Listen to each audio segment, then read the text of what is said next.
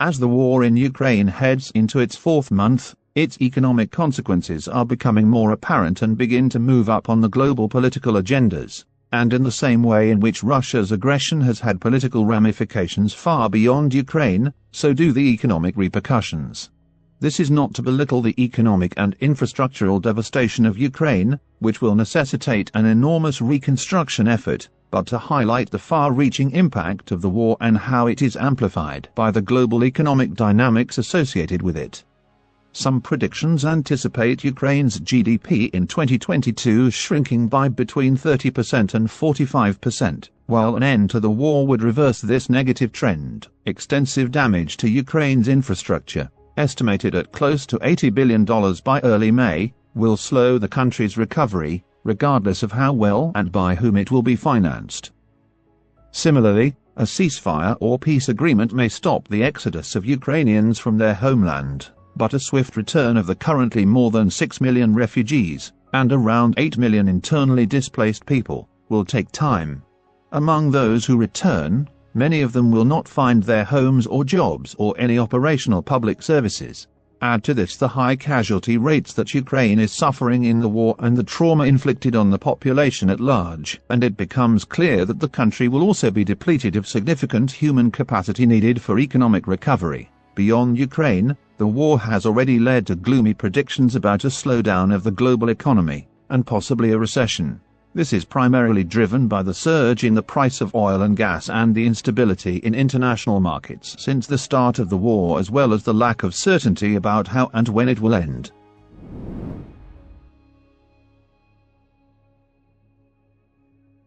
The other global economic fallout from the war in Ukraine is a major food crisis affecting many of the world's most vulnerable populations.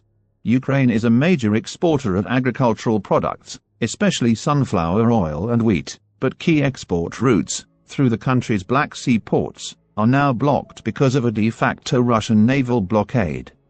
In addition, there have been reports that Russia, itself a major exporter of wheat, has stolen approximately 400,000 tons of grain from storage facilities in Ukraine.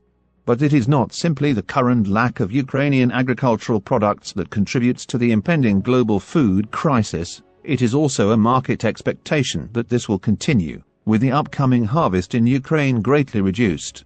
This is driving prices up for grain and cooking oil, making imports less affordable in poorer countries and contributing, together with rising energy prices, to a cost of living crisis even in rich economies, thereby further increasing the likelihood of a global recession. The possibility of a prolonged global recession rather than the expected rapid post-pandemic recovery will have additional repercussions for global political stability. This is, of course, not entirely due to the war in Ukraine, but the consequences of the war have a potentially catalytic and exacerbating effect on already existing economic and political problems. Among them, Western economic sanctions on Russia, and secondary sanctions on companies and countries circumventing these sanctions, will go some way in decoupling major economies and scaling back the current level of globalization, leading to a degree of long-term structural change in the global economy. This is evident in the impending EU ban on oil imports from Russia and efforts to stop using Russian natural gas. At the same time, a large, and growing, number of Western companies are leaving the Russian market.